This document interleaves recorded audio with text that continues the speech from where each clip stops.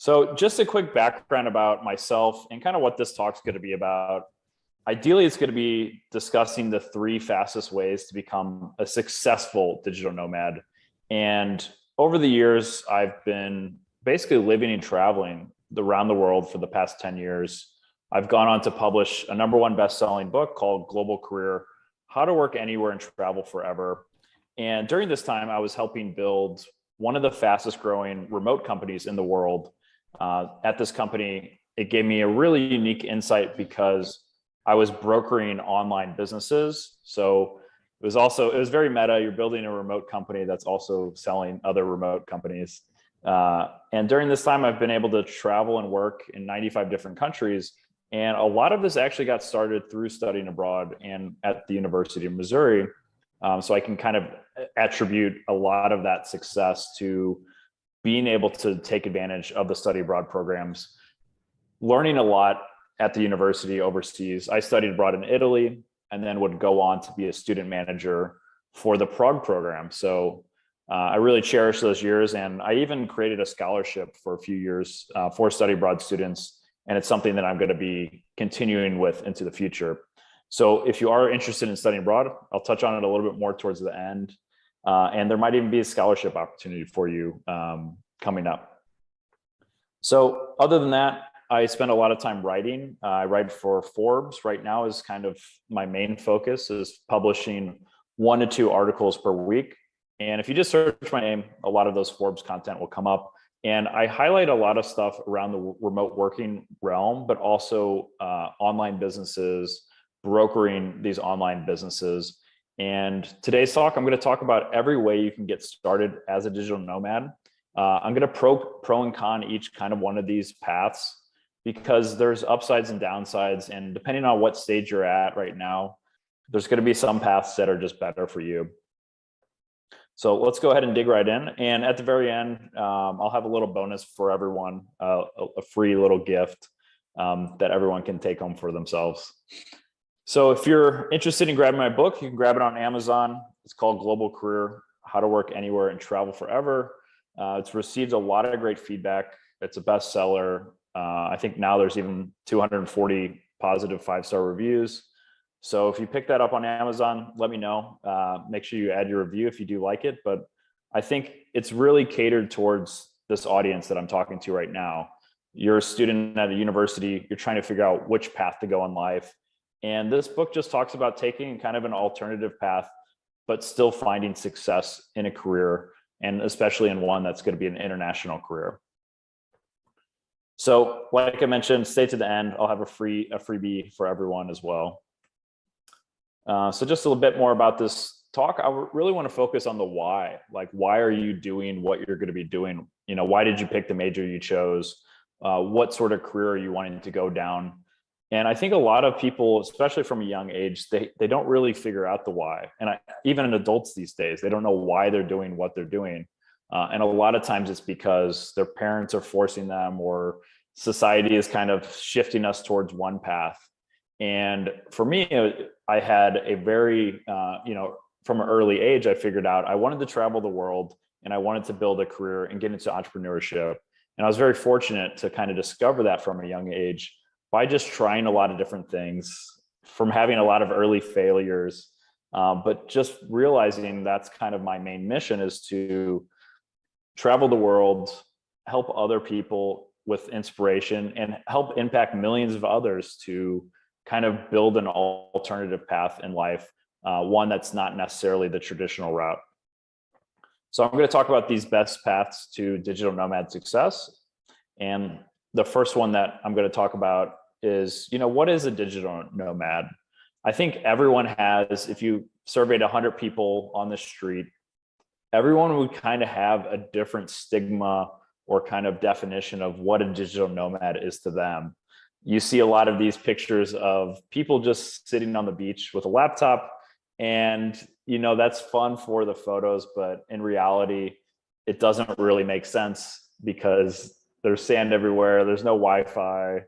You can work from some really cool exotic locations, but at the end of the day, my definition of a digital nomad is the type of people who use telecommunication technologies to earn a living, and more generally conduct their life in a nomadic manner. So this can be anybody who's working remotely from a foreign country, coffee shops, libraries, co-working. So pretty much anybody who's able to earn a living from their laptop. That can be into a few different categories, but I'm going to break down kind of the main paths. So starting off with the why would you want to become a digital nomad? And I'll be the first one to admit it's not for everyone. It is a small percentage of people who want to do this lifestyle. And there's a lot of people who try it and they just don't enjoy it because they miss more of that stability. They can't really easily adapt to living in a foreign country. And that's completely fine. But now in this day and age, you can kind of try it out a lot easier. There's a lot less friction to becoming a digital nomad and living overseas. So one of the big things that I like to touch on, and a lot of people don't, is a concept called geo arbitrage. And this is essentially being able to elevate your lifestyle, live in a bigger house, have nicer things in your life, but being able to do that for a fraction of the cost. There's a common saying that you earn your money in US dollars and then you're spending in the local currency. So you're essentially being able to live in a cheaper destination. And a lot of people are figuring this out in the United States. They're moving from California to Texas to Florida. They're moving from these high, very expensive places to live with high taxes, and they're migrating to more affordable places like Missouri. And you can essentially do the same thing, but living in different countries. And there's even some big tax incentives for living overseas. So if you are becoming a digital nomad, you can legally avoid paying income taxes. And I won't get too in depth on that, but it's something that is an IRS approved program that they allow. If you're not living in the United States for a certain period of the year, you essentially don't have to pay taxes. So that's a big thing, is you can essentially make more money, save more of that money, and retire at a younger age. So the next thing is you can have a better work-to-life balance. A lot of remote companies or digital nomads, they put a huge emphasis on their time and making sure that their life is kind of every part of their day is kind of molded around their life, and then work is kind of coming second. And I think in the United States, we have a bit of the work first and then everything will come along later. And I think it's really hard to find that work-life balance. And this is something that every digital nomad or every person in the world kind of struggles with, is how can you get that perfect work-to-life balance? And the great thing is a lot of digital nomads take a better approach to just being able to create whatever work-life balance works for them. And then the last thing is you're going to be able to travel and see the world. So you'll be able to work in exotic locations, but still being able to move your career forward without having to take a pause or without having to take a few years off to travel. So the first path to becoming a digital nomad, and this is probably one of the easiest ones for if you're going to be graduating soon, or even if you're just looking to find a job, something part-time, or maybe even while you're studying. Some people can juggle both of those. So landing a remote job now is by far the fastest way to become a digital nomad. And a lot of people are, before COVID happened, they thought remote jobs were only for developers. They were only for people who were doing coding on a laptop. But now the whole world's kind of seen that there's a lot of jobs that can be done from your laptop. And my background's in digital marketing, and I've been doing that since 2014, 2015, working as a digital nomad. And there's a lot of opportunities out there for people who don't have coding experience or don't have some sort of technical job. So there's a lot of these non-technical jobs. So no matter what you're doing, there's probably going to be an option, no matter what sort of industry you're studying in. Now is by far the best time to get started to become a digital nomad, because so many of these companies are now offering jobs that are more flexible to work from anywhere. One thing that I want to say is when you are going through this job hunting process, like many of you will at some point, I look back to kind of what I was doing when I was a a student, my senior year applying for jobs, and I was doing a lot of things wrong, but I just didn't have like an actual process. I wasn't, I didn't commit to applying to 5 jobs every day. That was kind of something that I recommend, is figuring out how many hours a day you're just going to dedicate to job searching and applying to jobs. But before that, you really need to make sure your resume is extremely polished and that you're catering each resume for the industry that you're applying for. And the University of Missouri, even when I was there, they have a lot of great resources to use. Your career counselors, they have people that can kind of help you with your resume. So make sure you're utilizing those, because you're going to be wasting time. You're going to have a much harder challenge to finding a job if you don't start off with that foundation that's so important with creating a good, solid resume. So once you have the resume created, commit to having a goal. Each week you're applying for, 20 jobs, making sure that you kind of have some system in place to apply for these jobs and try to stand out, because it's going to be definitely a competitive space for these fully remote jobs. So here's the good and the bad about becoming a remote worker. I'll start with the good stuff. And for all of these paths, I want to talk about both sides, because I think it's unfair to just only focus on the good stuff. Everything in life kind of has a pro and con. So the main thing for becoming a remote worker is you have a salary, you have a consistent income. And this is probably the best thing, and why it's so attractive to probably 90% of digital nomads, because they want to have that consistency and they want to kind of have that structure. So you're going to have benefits, you're going to have vacation. Some remote companies that I used to work for and help other people land jobs at, they have unlimited vacation. They have really great benefits because they are a fully remote company. They'll give you a stipend for a gym or for Spotify to build your own home office. So there's a lot of benefits to working for a fully remote company. And they have openings for just about every experience level.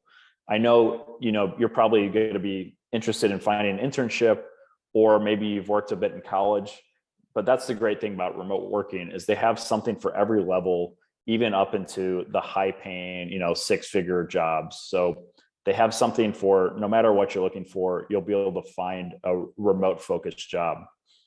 So some of the cons is you're essentially trading time for money. Like anything in the workforce, whether it's a physical job or a remote job, you're still going to be having to put in some work, whether that's 40 to 60 hours.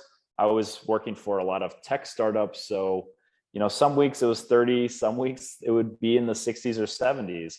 And then on top of that, I was building my own company. So you can see, depending on what type of company you're going into, at what stage they're at, a lot of times the more mature companies are going to be a little bit more consistent on the 40 to 50 hours a week.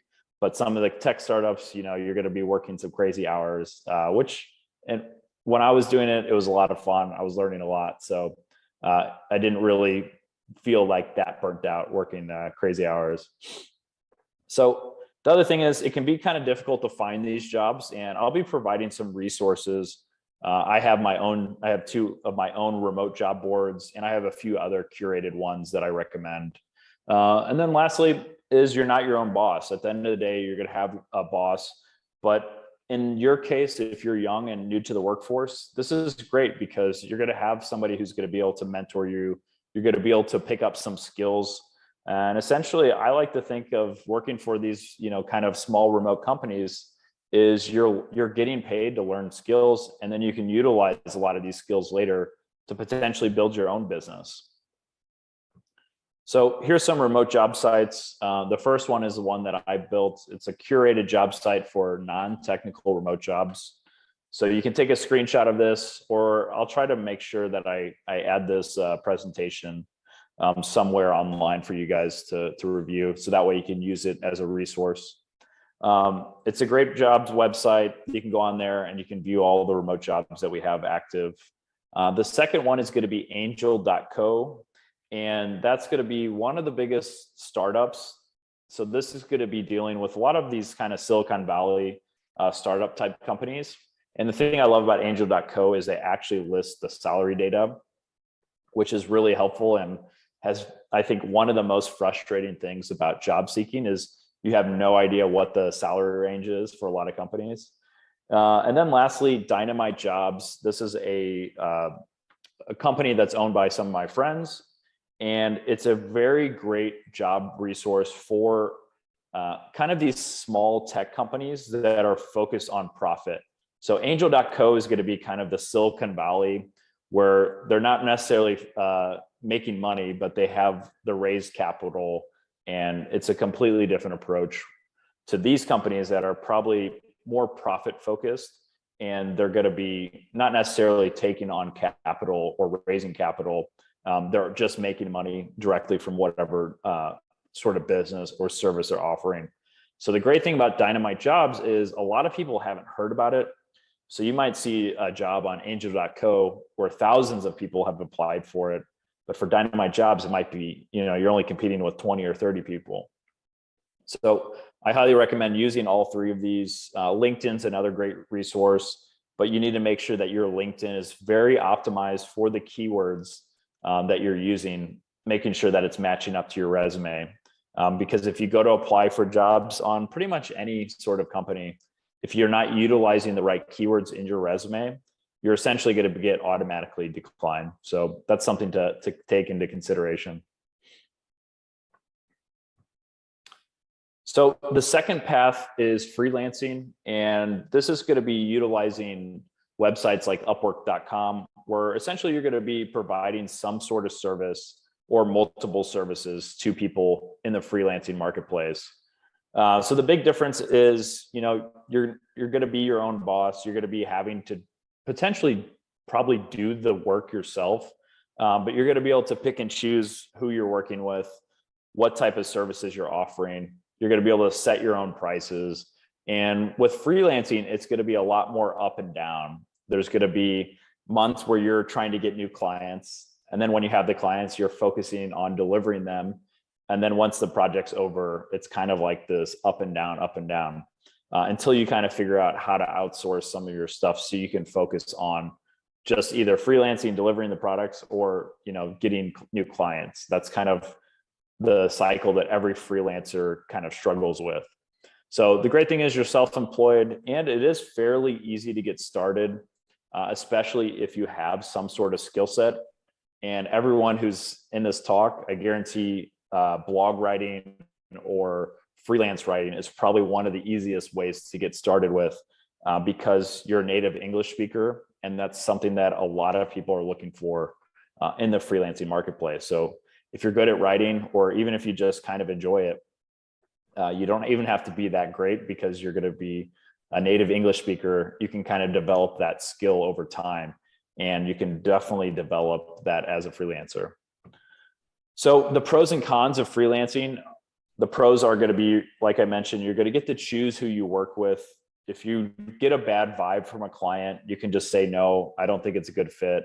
You can kind of move on to the next person. You can kind of just say no to people because, you don't necessarily need to, but that's going to be usually when you're a little bit more established as a freelancer. Early on, you might have to take on some of these clients and just really over deliver to make sure that you're getting a good reputation and building up your portfolio. So the next thing is, it's very easy to get started financially speaking. You can go on Upwork, you can go ahead and create an account. You don't really need a lot of startup capital to get started. You just need to create an account, figure out what skill set you're going to be providing, applying for freelance gigs on there. It's mostly going to be just taking a lot of your time up front, where you don't need, hundreds of thousands of dollars to create this business. So there's a lot of services you can be doing. And the great thing about freelancing is, if you're looking for a job right now to build some skill sets, you can do a lot of things like writing. You can be a virtual assistant or an executive assistant. No matter what you're interested in, I recommend people to search some of the top paid freelancing jobs, and Upwork kind of shows these profiles. And just peruse on Upwork, see what type of jobs, and you're like seeing these other profiles that are earning, some of these top profiles are earning millions of dollars on Upwork. And you can kind of reverse engineer. It's like, oh, I see this guy doing this service. And you see that and you're like, I love this. I love writing, usually a specific niche of writing. And then you can offer a similar service and kind of reverse engineer what's working really well on the Upwork platform. So shifting over to the cons, there is a lot of income ups and downs. Like I mentioned, you're going to be having those down months where you're focusing on landing new clients. Then when you have the new clients, you're going to be focused on delivering it. So your income's going to go up and down. And it really is like a roller coaster for most freelancers. And it can take some people 3 to 6 months, but I even have people who've been doing it for years and they still have these really big up and down swings because they haven't figured out the consistent way to outsource their 1 stage or 2 stages of their freelancing approach or their funnel. So the next thing is it's hard to build a portfolio of experience. So let's say today after this talk, you go ahead and sign up for Upwork.com. You don't have any portfolio. You don't have testimonials from previous clients. You're kind of starting at square one, and that can be very difficult. So usually early on, you kind of have to make a few compromises. You have to take some of these like smaller projects that a lot more established freelancers might not want, or you might have to just offer a much more competitive rate. And the good thing is early on, it's so important to really over deliver, because these first 5 or 10 clients, they could potentially be your clients for the rest of your career or for quite a long time. I've had freelancers that I've hired that I've been working with and I still work to today for 5 or 6 years. And it's because they delivered such a great service. They were super communicative. The work was better than anybody I've ever dealt with. And I've essentially been giving them income for that foreseeable future as long as they continue delivering that high standard. So it's a really win-win scenario. So the last thing is you're going to be self-employed. So you're going to have a lot more of those expenses. You're going to have to pay for your own internet, your own utilities, and your own laptops. And let's say maybe you're offering a service that requires a website or something. There's just going to be a little bit more stuff. Like you probably have to pay for your own insurance and stuff like that. But at the end of the day, you do have a lot more freedom. You can kind of choose what hours you work and stuff like that. So freelancing is another great option. But I recommend, probably for most people on this call, starting with remote working, figuring out a skill, and then trying to shift with a side hustle to become a freelancer. So essentially what you'll do is you'll have your remote job. That'll be the 40 hours a week. And then you're freelancing on the side as long as your company kind of allows that. So that way you can kind of slowly shift into it and kind of build a hybrid approach. So like I mentioned, if you're going to get started with freelancing or if you're interested in it, I would say just stick to one of these, and Upwork.com is by far the biggest. So I just put these other ones on there in case you want to try and view them to see what other people are offering on the freelancing marketplace.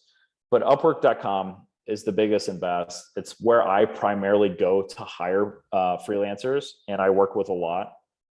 So I always go on Upwork. It's the biggest. And so if you want to get started, I would highly suggest just starting there. But the next notable ones are People Per Hour and Freelancer.com. So the last sort of pathway that I wanted to discuss, and I think we should have time for questions and answers. So I don't know if that feature is turned on, but at the very end, hopefully we'll have like 10 or 15 minutes for questions. So make sure, if you do have the Q&A section turned on, I'm not sure if we do, but just save those for the end, I guess, if you do have any questions, so it doesn't get lost in the chat. So we will allocate some time for that.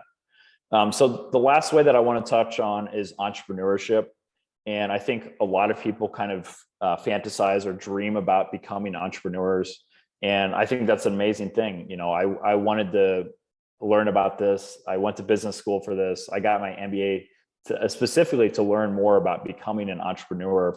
And it's been extremely helpful with kind of learning those skill sets. But at the end of the day, building and working for these tech companies taught me a lot more, because you're actually doing the day-to-day process of becoming an entrepreneur, you're creating a company, you're going through all the ups and downs of building an online business.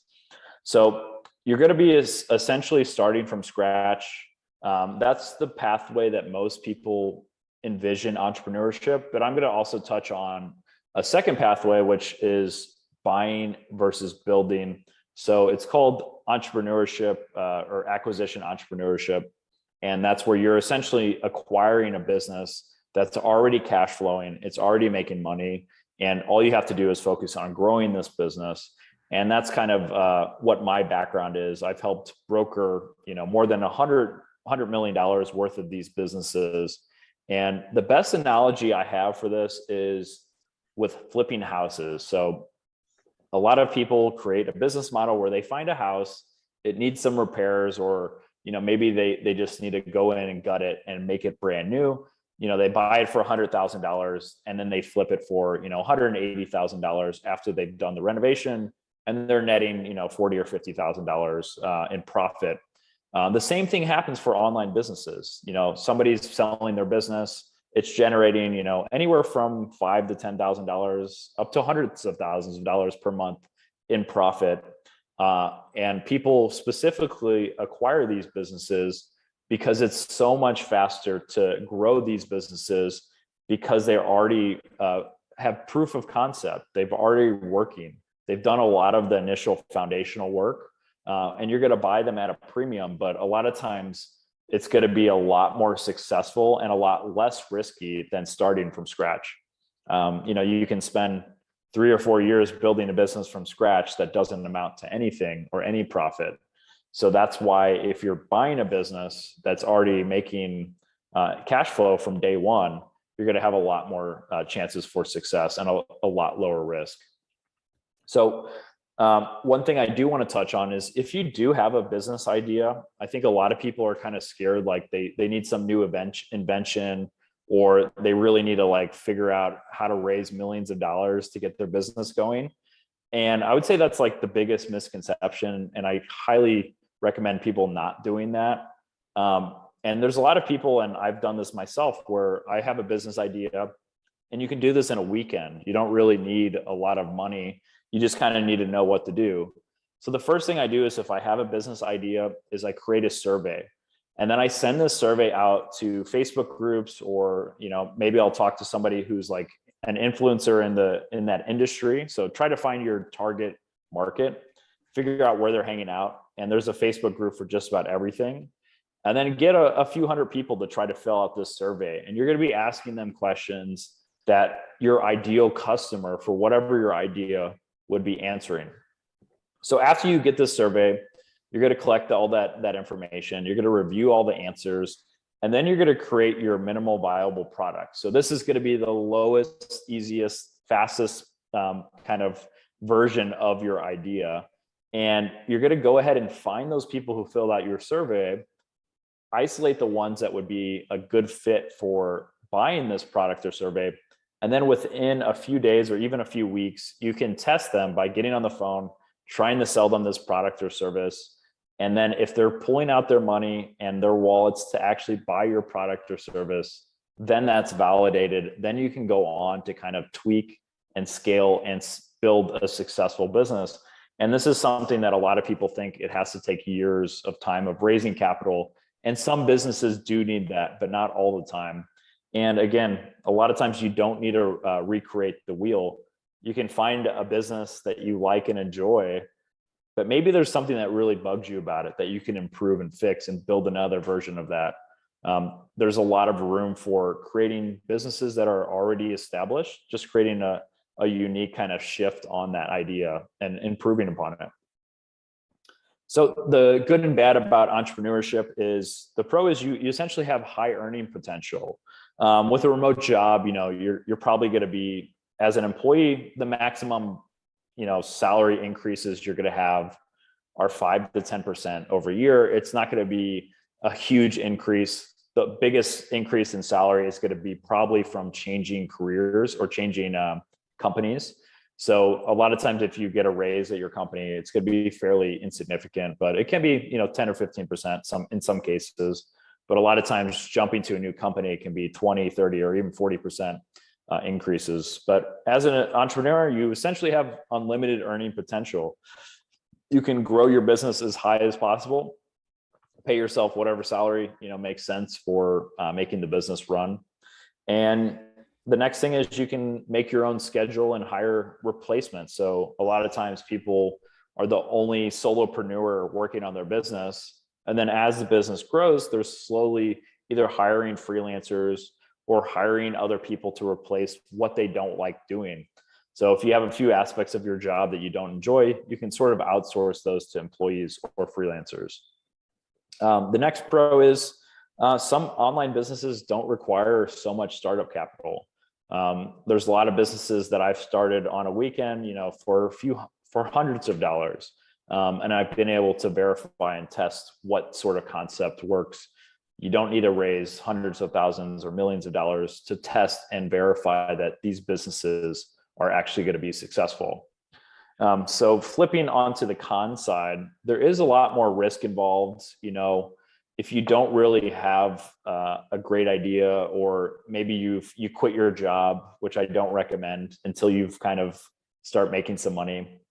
There is a lot more risk involved. As an entrepreneur, there can be some stuff, especially as an online entrepreneur, there is just a lot more risk inherently involved because you're creating a young company. There's the chances of success are a little bit lower compared to an already established remote job. But every one of these, as a freelancer, as a remote employee, as an entrepreneur, there's going to be risk. But as an entrepreneur, you're just taking on a little bit more risk compared to the other sort of pathways. The next thing is it can take a long time if you don't follow what I suggest about testing, verifying, getting money. It can take a long time to recoup your initial investment, and especially that time. Maybe you grow the business to a couple $1,000s a month in profit, but you just can't seem to get past that. And that happens where you kind of just plateau, where initially there was so much success, but you just can't really plateau to make it the business grow faster than you expected. So a lot of times it can take a couple of years to really get these businesses generating, $15,000, $20,000 a month in profit. It can take a long time. And then lastly is a lot of times as an entrepreneur, you need to wear a lot of different hats. So that meaning you need to have a lot of different skills and responsibilities. So for me, my background was in digital marketing. I had sales skills and I had some even customer service skills. And I would say those are three of the most important things to know as an entrepreneur. But if I tried to start a business before I had that experience, I think it would have been a lot more difficult for me to kind of become a successful entrepreneur, because I kind of had worked in tech startups. I really took years of time to develop those skills. And then I was able to utilize those in my business. And it saved me a lot of time, a lot of money, because I was able to initially kind of wear all those hats. And when you know about digital marketing, sales, and customer service, it helps you create a better business because you're able to hire people who are going to be a good fit for those skills. So being kind of well-rounded in those areas is going to be extremely helpful. And a lot of people from a young age, you just don't have those skills yet. You're still developing those. So it's one of the cons, but again, that's something that you should be kind of thinking about, is like what skills are important as an entrepreneur, and then trying to find jobs and roles and ways to develop those skills. So some of the best entrepreneurial sites, honestly, I've learned just about everything I know from YouTube. There's so many great sources out there and resources on YouTube for absolutely free. I would say before you pay any money for anything, try to find the free version.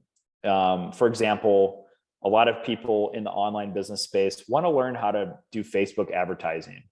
It's a great skill to have, whether you're offering that as a service or you're utilizing it in your own business. Facebook offers one of the best free courses for that. Google also has a variety of other free courses for Google Analytics, which is a really important software for running online businesses. Google AdWords, they have a great course that teaches you how to use AdWords. So basically anything in the online internet space, you're going to want to have some sort of understanding of digital advertising. And there's a lot of great free resources out there. So starting off, Authority Hacker, if you're wanting to build websites that make money and scale, that's a great resource. They have a lot of free products and free tools to kind of work with. And then the second one is empireflippers.com. This is the company that I helped kind of start. I was employee number 4, and it's the #1 curated marketplace to buy and sell profitable online businesses. So these can be anything from e-commerce businesses, software businesses, blogs that are making money, pretty much anything that can be transferred to somebody. But the main differentiator is it's curated, meaning they're spending 4 to 6 weeks to investigate these businesses to make sure they're legitimately earning money, to make sure that they're vetted. And that's going to really reduce your risk if you are buying a business. But these businesses start from, $50,000 in value, and they go all the way up to, $5 to $10 million. So there's something in between depending on how much capital you have. I primarily focus on kind of the $1 to $10 million range in helping entrepreneurs buy and sell those types of businesses. So the last point is, or the last resource is Diggity Marketing. SEO is probably, again, outside of digital advertising, SEO, which is search engine optimization, is probably one of the most important techniques to understand. This is essentially getting your website or business to rank higher on Google. And Matt Diggity is one of the top SEOs in the entire world. He's a close friend of mine and somebody that is just creating great content. So all of these websites have free resources. You don't have to spend any money, but I highly suggest going on there, taking a look, and just trying to learn something new, learn a new skill, read some of their blog posts and their free content, because it is very valuable if you do want to pursue any sort of lifestyle as a digital nomad. So last but definitely not least is studying abroad. And I just kind of wanted to share my pathway of, when I was at Mizzou, probably around a lot of your ages. I was a sophomore in college and I was really interested in studying abroad. I'd been over to Europe the year before on a family trip. It was one of the first times I had even really left the country. And I just fell in love with Europe. I really enjoyed it. And I wanted to study abroad. And so I went to the study abroad office, and potentially was just learning information about, hey, I had to convince my parents to let me go. And as soon as I figured out that, the prices are essentially the same. So if you're in the business school, if you're taking a credit through Mizzou directly at the campus, or if you're taking it overseas, it's essentially the same cost for that credit. You're going to be getting credit that's going to be working towards your degree. You're just going to be having to pay different, of course, for your flight over there, and then maybe a little bit extra for, any trips you're taking. But when you're at Mizzou, you still have to pay for housing. You still have to pay for food and entertainment and stuff like that. So I think a lot of people might be scared by the prices, but when you kind of consider it or pitch it in that way, it's a lot more easy for people to wrap their heads around. Okay, I'm getting these business credits for your degree. And sometimes it'll help you even graduate quicker, or, kind of reduce your workload. So it's a great, there's a ton of great options. I studied abroad in Bergamo, Italy. I loved it there. After that, I was so excited about studying abroad that I applied to be one of the student managers, and I was selected to be a manager for the Prague program. And probably an inside story, which maybe nobody else on here knows, is when I was selected, they actually told me, there was only 7 students the year before. And they said if we didn't get the enrollment up to at least 25, they were going to consider shutting the program down. And as soon as I heard that, that was the best motivator for me, because if they shut the program down, I was essentially out of a job. So we grew the program to around 30 people the next year. And then that was the most it could take. And then we grew it again the next year after that, to around 45, 50 people, and hopefully set the Prague program on a great trajectory. I know it's still doing very well, and one of the more popular programs. So after graduating Mizzou, I was taking a group of students over to Prague, and I decided to just book a one-way flight over to Prague. And because I'd built a great reputation with this university over there, it was one of the first places I went to see if they could help me find a job while working in Europe. And they ended up hiring me to teach financial economics because I had a few years of teaching experience at Mizzou because I was teaching the study abroad courses.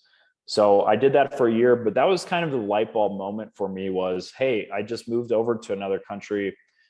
Within a month or so, I was able to land and lock in another job. But now this is kind of what my book talks about, is all the opportunities to really start your own global career. And one of the best ways to do that is by finding a remote job. I wish from, when I was graduating, I had this many opportunities for remote working. There just didn't exist as many options, but there was still some. And now today there's so many businesses and companies looking for young, talented people like yourselves to become remote employees and help them build a great company.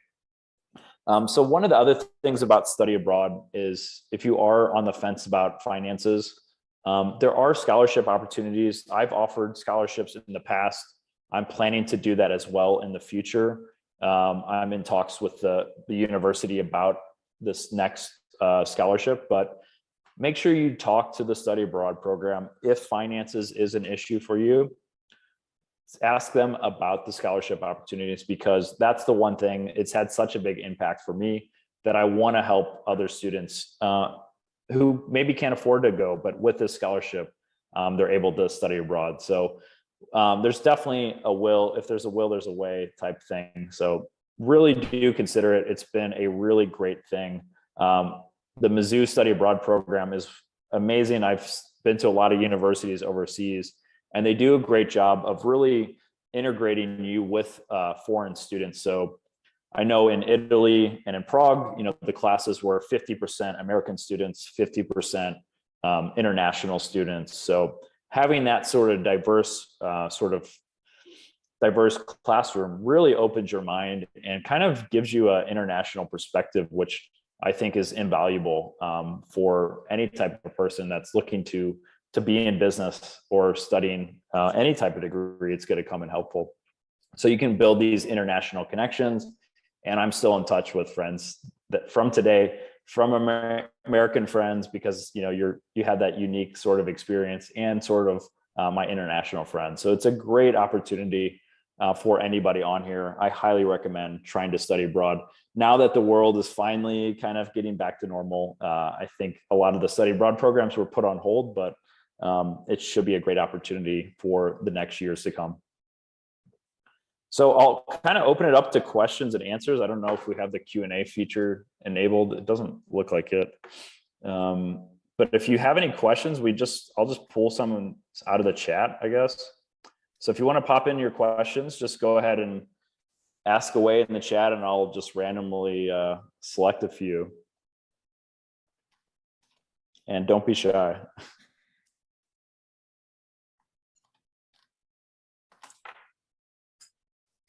Mike, I'll go ahead and ask a question. So since you've graduated from Mizzou, how many countries have you been able to travel to? Yeah, so I'm coming up on actually 100, 97 right now. I'm mapped out. I'm going to Kazakhstan, Kyrgyzstan, and then Azerbaijan is the plan to be my 100th country. And it's actually going to be having a bunch of my friends come out there. We're going to have a big celebration for that. So I've been able to travel to around 100 countries. I've physically worked in quite a lot. I worked in the Czech Republic. I've worked and studied in South Korea. I worked for tech startups in Australia and New Zealand. And that's a great thing my book kind of outlines, is there's a lot of working opportunities in these countries for young students or people who are kind of under the age of 30. They call it working holiday visas. And if you're looking to go and instead of just spend a year traveling, if you want to make an income, you want to build a skill, that's essentially what I did. I was like, I can work and travel at the same time. So if you're not necessarily interested in a remote job, finding an internship while you're studying abroad is a great way to get started. That's something that I did at the second year. I did an internship in Ireland, and that's something that I highly recommend. If you are going to study abroad, look into some of the internship opportunities. But yeah, great question. So I'll go ahead and just pull a few of these more. Lucas says, if you could go back to school and study something different, what would you study? So I started off as an accounting student, and I think that was the reason I started off with. It was much easier to transition to other areas just based on like the credits and kind of pathway to becoming an accountant. So it was easier to start off there and transition from like, to marketing or finance. So if I had to go back, I probably would have studied marketing. That was like my favorite thing. That's something that I love doing. Like marketing and traveling are like two of my big passions. So that would be for me. But when you're in college, I would say just try to take a few of these classes and see what you like. Or even if you don't have the opportunity to take classes, try to find some books, try to find some online courses, go to talks. There's a lot of free opportunities out there to see and just try a lot of things. I feel like when you're under in your 20s, figuring out what to do in life should just be like a buffet where you just try a lot of things, figure what you like, and then just kind of choose those one or two dishes that you really like and kind of focus on that. So Maggie asked, which country was your favorite? So I live in the Republic of Georgia, which is a small country. It's right next to Turkey, Russia, Azerbaijan. It's by far my favorite country. Another country that I also love is the Czech Republic. That was kind of like my home away from home after I graduated. So I lived there for a couple of years. So those two places, a little bit off the beaten path, but they're lovely places. And I honestly think they're hidden gems. Lucas also asked a great question. How did you first get introduced to working with tech startups? So the first job or first sort of tech startup I had was when I moved to Australia.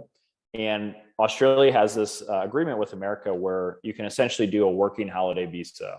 You apply online, you pay a couple $100, and they essentially give you a 1-year working visa to work in Australia, meaning you can do any job that an Australian could do, which is extremely rare. It's very hard to get a work visa in other countries.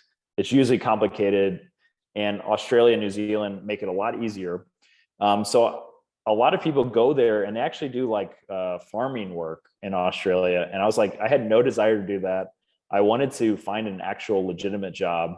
And I think it actually made it easier because everyone goes there to focuses on these like backpacker jobs, but I was going to focus on more of a career-driven job. So I was applying to tech startups. And so I didn't really have a ton of skills in the tech space, but, I'd kind of studied business. I had a little bit of experience, outside of college, and they just kind of liked my approach and hired me because they could see that I was very motivated and passionate. And essentially when I moved to Australia, I really had no runway.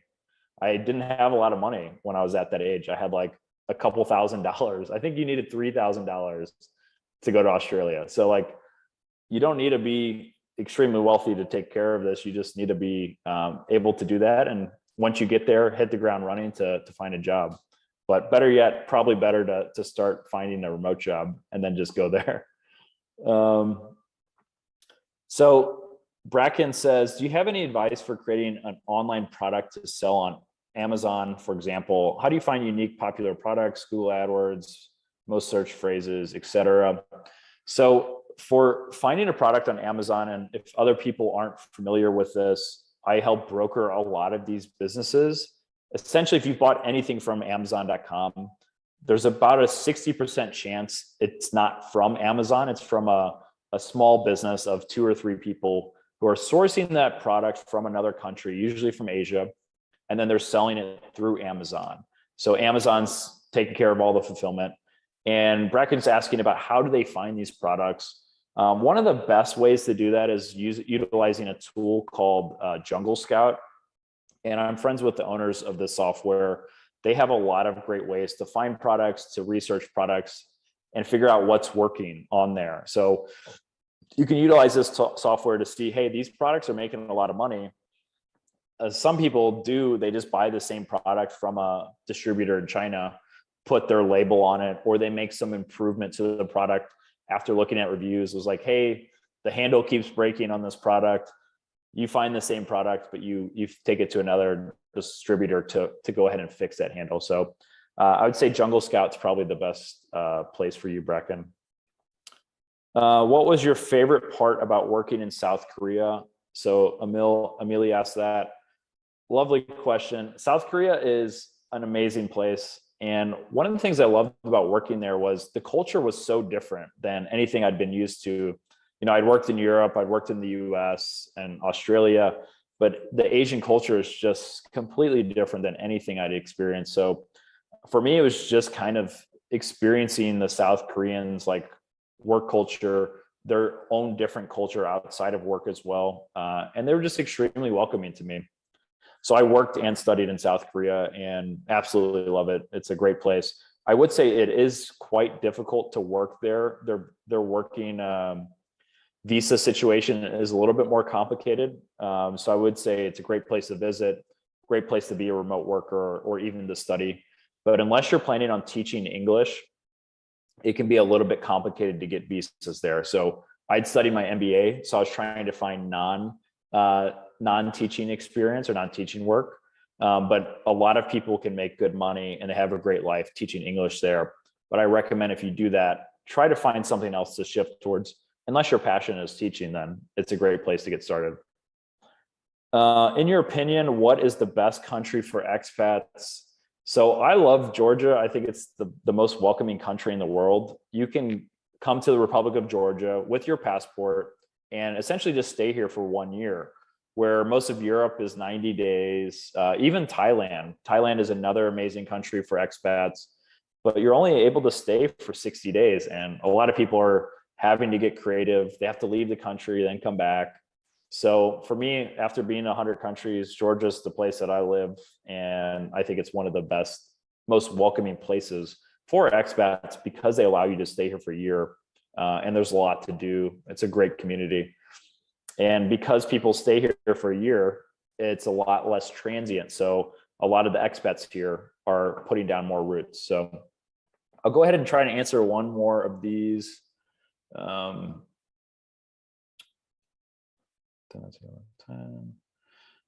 What's the best way to spend free days on the Italy study abroad? Good question. So I would say if you have like a long weekend, I would just go, I use Google Flights or Skyscanner. Just see if you're in Milan or in Bergamo, there's a lot of like really cheap flights when you're in Europe. So I would say if you want to go outside of Italy, check there to see which countries are nearby. I would say Croatia's a top destination. Spain's a great one. But if you want to stay in Italy, I think a lot of times like people in our program didn't go to Milan, but there's so many amazing places in Italy. So like look at going to Venice or look at going to Rome. The transport options are pretty good in Italy. So you can just hop on a train, even if it's for a few days, you can go to some really nice places. So in Bergamo, I would say like Milan, go to Rome, go to Venice. One of my favorite places in Italy is actually Milan. So I think it's a great city to explore if you have a free day. And it's only like 45 minutes away. So how much time do we have left? Stephanie, is there? We have about 3 minutes left. So and then we'll need them to fill out the survey for our grants. Yeah. All right. So we got time for a few more, maybe. Yeah. Do you recommend a business selling digital products versus physical products? For example, starting a screen print t-shirt business opposed to creating digital products to sell. So I have a software business and I sell digital products, and that's kind of like the dream. It's a monthly or yearly recurring product. There's no overhead. It's just a digital asset. So I prefer that over physical products. I would say probably don't go down the t-shirt business because it's very saturated. It has such a low barrier to entry. So I would look at some other type of businesses. Amazon FBA is what we're talking about earlier, which is fulfilled by Amazon, where you're buying products from China, you're selling those on Amazon. T-shirt printing, you can still make money with it. It is a great business, but it's very saturated, and you're going to have to put out hundreds of designs to kind of figure out, out of those 100 designs, you might have 2 or 3 designs that are making the big portion of your income. So what was your biggest challenge when you initially started? That's a great question, Ellie. So I would say for me, it was just figuring out, how to find a job in another country. There wasn't many resources. There wasn't really many options out there. Especially Europe, it can be a little bit difficult. And for me, it was great.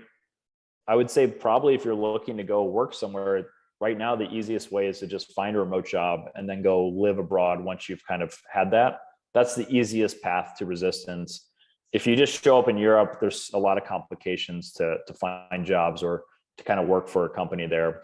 So that was kind of the biggest challenge I had back then. There wasn't a ton of remote jobs, or I just didn't even know that there were a lot of opportunities then.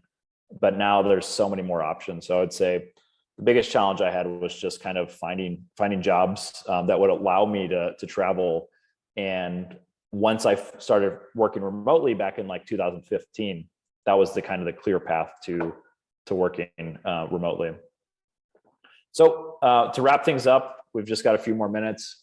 If you head to globalcareerbook.com, that has all my social media, everything we discussed about today. And if you type in /top-100, there's a free ebook about the top 100 remote companies. This is a great resource to find some of these companies that, hey, you want to work for one of the best remote companies, try to apply for one of these companies on this list. We spent months and months curating this. It's got salary data, descriptions about the company. So it's a great resource to check out. And then here's the QR code actually here. So I'll go ahead and put that in the chat for everyone. The link to download the ebook. All right, so the QR code is going to take you to a survey that is for a business international education grant that our office has received. And so we have to collect data for that. And then I'll give you a minute or two to fill out that survey, and then I'll do the EDGE QR code. However, if you do need to log off for class, I will have your Zoom attendance. And so I can give that to the EDGE office as well. Yeah, last thing I want to mention is if you're interested in connecting, I drop my Instagram in there. If you have questions that you think of, that's probably the best way. Or if you just want to connect, just search my name on LinkedIn, Mike Sugunski. There's just one of us, so it should be easy to find. But appreciate your help, and it was great chatting with you, and hopefully wishing you guys all the best of luck in your future endeavors.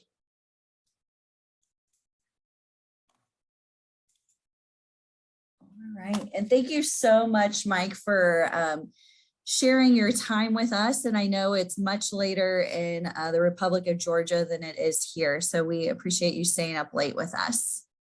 Yeah, no problem. I'm a bit of a night owl, so no issues, no worries.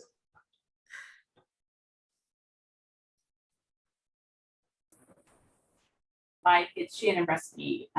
Thank you so much for joining us today. Yeah, thanks so much for having me, Shannon. And if you guys ever need anything in the future, I'd love to talk with any of the study abroad groups or any international business people or whatever you think would be a good fit. So I'm always here, and I think hopefully it was helpful for the students. Yeah, it was fantastic. I'm also going to just reach out. I teach principles of management now, so I'm not sure who you had when you were completing that course, but we've done a complete course overhaul, and so it looks very different. So we actually bring in industry leaders 7 to 8 weeks of the semester to talk to our students. We have, let's see, this semester I think we have 7 sections. We'll go to 900 students in the fall, and so I might reach out to see if you would be available to speak. I know with the time difference, but also maybe looking for some of your others that might be interested in speaking to a class that you mentioned, some of your partners, individuals that you've worked with. I think it could really, talk to the students more about that global mindset and experiencing management and how important it is and working with others, ethics, all, Definitely.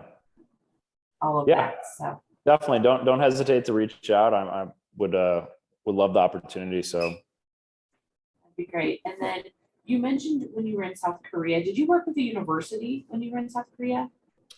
so I studied my MBA there at Chanam in Gwangju.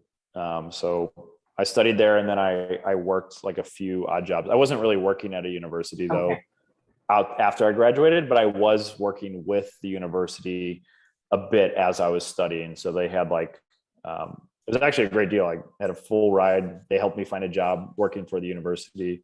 So there are a lot of opportunities for people to study abroad. So We were trying to develop a program in South Korea. We had a faculty lead. Unfortunately, it was also built into the grant to try to develop a program there, but it's that initial contact we were unable to move forward with. So I might be reaching out to you just to talk about your graduate experience and if this would be an institution that also has undergraduate options.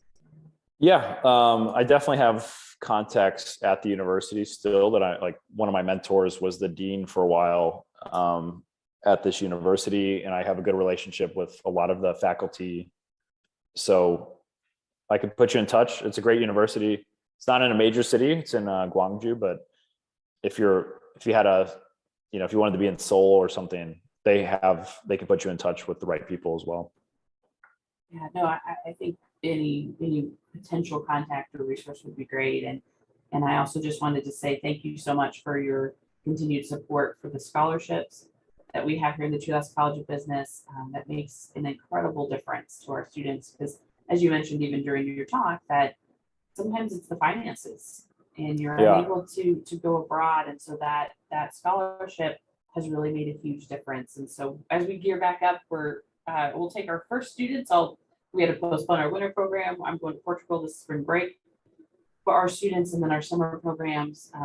But from what Stephanie and I hear time and time again from our students is that they want to go, but many of them come from, they have a different background and they're unable to. So your contributions are so, beneficial, and we thank you for those. Yeah, that makes a big difference. Definitely. I talked to Professor Albright a bit about the scholarship. So I don't know who's actually in charge of that, but if you could put a feeler out that I'm definitely willing to give more scholarship or to give the same scholarship that I was in the past. I think it just got paused because of COVID. I don't know who the best contact is to chat about. But yeah, I just want to make sure that's like clear that I'm want to continue that scholarship. So I don't know what the process is to make it happen. No, we can, I will put you in contact with our development officer. He's really fantastic. We did have, study abroad was kind of on pause. And then on our advancement team, as you know, people change, that entire office basically switched.